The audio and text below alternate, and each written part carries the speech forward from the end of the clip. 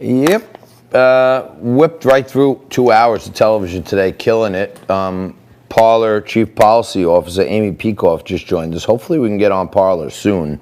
It is Teal Talk Day, for whatever that's worth. If you want to talk about teal, you're obviously left in the 80s somewhere and you got a Don Johnson Miami Vice white sport jacket on.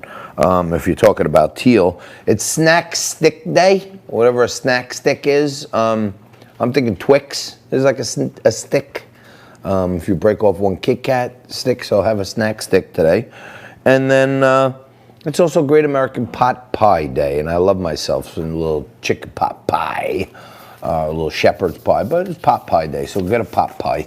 I was talking a little earlier about how the Democrats, when they were in control, used the nuclear option to blow up some of the rules and procedures of the Senate.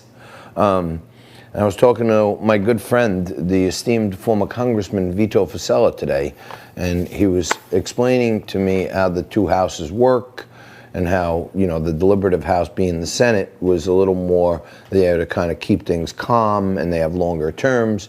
And when Harry Reid does something like use the nuclear option to eliminate the filibuster, what happens is you get like an instant gratification.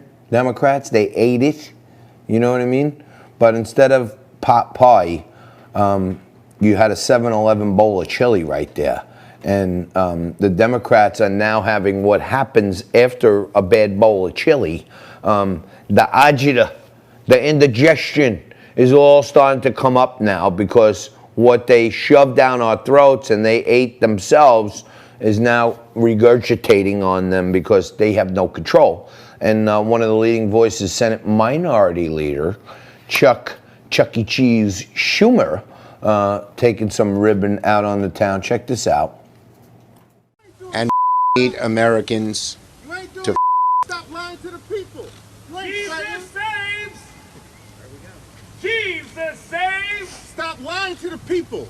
Jesus loves you guys! Thank you. Democrats are fighting as hard as we can to protect Americans, but we need America.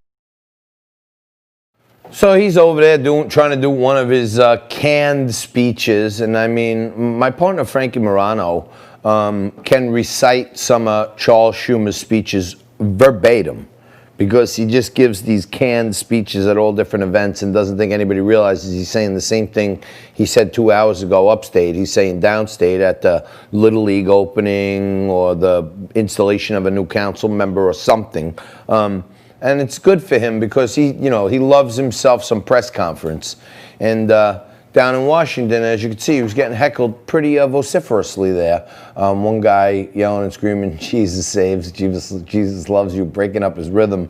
And someone else weighing in a little less religiously by saying, "Stop lying to the people." And Chuck Schumer is a well-known advocate of lying to the people. If you remember way back when, he was for a wall on the southern border. As soon as Donald Trump came in, he was against a wall on the southern border. When Mitch McConnell was trying to block Merrick Garland, Chuck Schumer was saying, "Oh no, we have to approve. We have to approve the." And now that Donald Trump is trying to approve, he's saying, "Oh no, we can't." So Chuck Schumer is a flip-flopping loser. He's a liar, and wherever the political wind blows him is where he winds up. And it's nice to see some people out there giving him a little heckle job, which he deserves. Now, heckling will be abound right now because, you know, I every so often go down the rabbit hole. I talk to you about Ellen and Ellen's connections to Jeffrey Epstein, Ellen's trips to Epstein Island, Ellen's curious and unique similarities between the temple on Epstein Island and her set. They look identical. And we broke the story right here a month or two back when Ellen's whole staff was under investigation for bullying, sexual harassment. Ellen put some tweets out that she made one of her staffers cry. And now Ellen is here with a half-hearted mea culpa. Check this out. Because you love me, thank you. If you're watching because you don't love me, welcome. How was everybody's summer? Good? Yeah? Mine was great. Super terrific. I know that I'm in a position of privilege and power, and I realize that with that comes responsibility, and I take responsibility for what happens at my show. We have had a lot of conversations over the last few weeks about the show, our workplace, and what we want for the future. We have made the necessary changes, and today we are starting a new chapter. The truth is, I am that person that you see on TV. I am also a lot of other things. This is me. And my intention is to always be the best person I can be. And if I've ever let someone down, if I've ever hurt their feelings, I am so sorry for that. If that's ever the case, I have let myself down and I've hurt myself as well, because I always try to grow as a person. I want to continue to help all the people that we help every day. And I'm committed to making this the best season that we have ever had.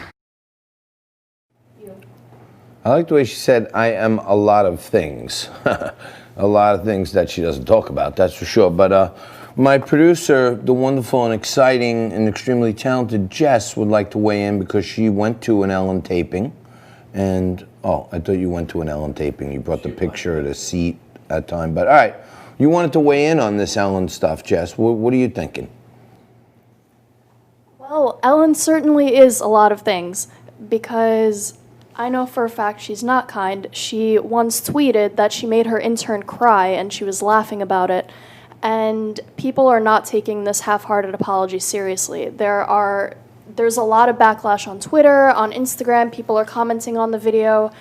That video that I grabbed was from Entertainment Tonight, and there were a lot of comments under the video saying, you say that you're growing and you're learning things, but you're a 62-year-old woman, and you should know by now that you don't tweet that you made your intern cry and laugh about it. So she didn't... Have I ever made you cry, Jess? I don't think you've made me cry. Okay, good. No. You see, I'm better than Ellen then. Okay, now all we need is 18 million people in our audience, and I'm better than Ellen. Well, Jess, thank you for weighing in.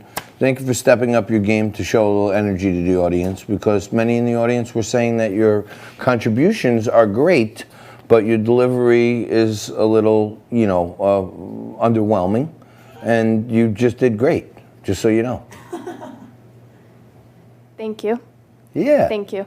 All right, there you go. That's Jess. She does it all here, and she even pops in on the show.